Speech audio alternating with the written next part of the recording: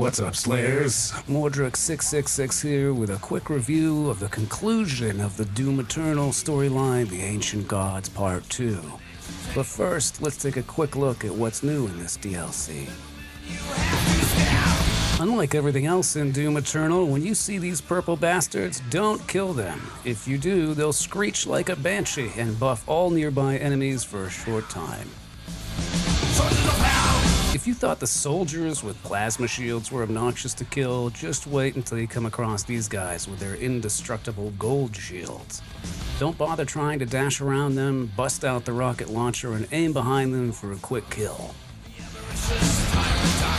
Finally, the shotgun's full auto mod gets a specific use. When you see these gray gargoyles, blast them away before they have a chance to steamroll you. Far and away the most difficult new enemy introduced in the DLC. When these guys hit you, you'll be cursed and unable to dash or sprint, so say goodbye to any momentum in combat. Oh, and the only way to kill them is to catch up to them and deliver a blood punch to the face. These guys will always show up when you're overwhelmed, so keep at least one blood punch available at all times or you'll be completely screwed. Thought the Barons of Hell were tough enough to take down before? Well, now they've got regenerating armor. Thankfully, there is a weakness: snipe their mace once it flashes green, and take them out quickly before the armor returns. Lastly, these demonic troopers are weaker than normal soldiers, but note that they cannot be chainsawed or glory killed. As for weapons, we're given the badass new Sentinel Hammer as a replacement for the Crucible Blade, which has Doomslayer leap into the air and come crashing down upon his enemies, leaving them stunned for long durations. This ability recharges from glory kills or taking out enemy weak points.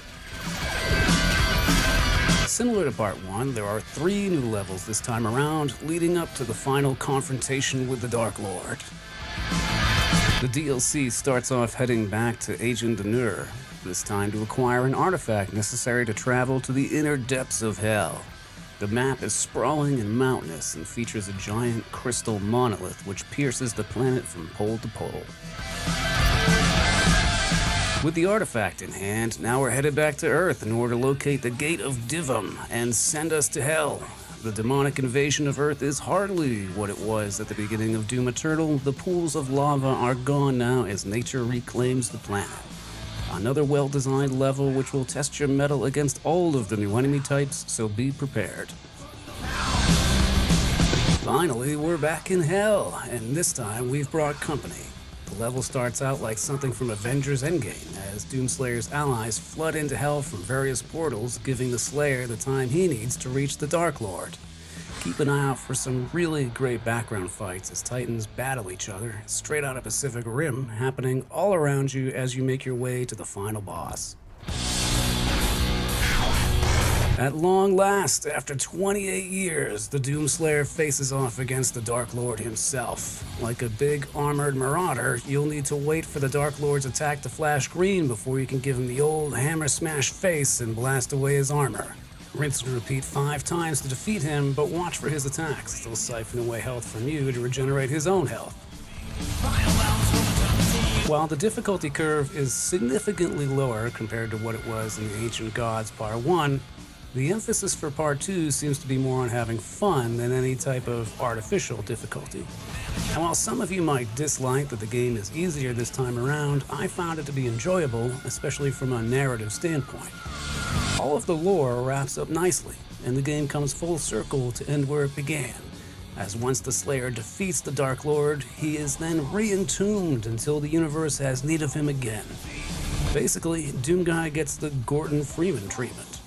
It's a fairly satisfying conclusion to the story, and the new mechanics between the enemy additions and Sentinel Hammer will keep you on your toes for the 3 or so hour duration of the DLC.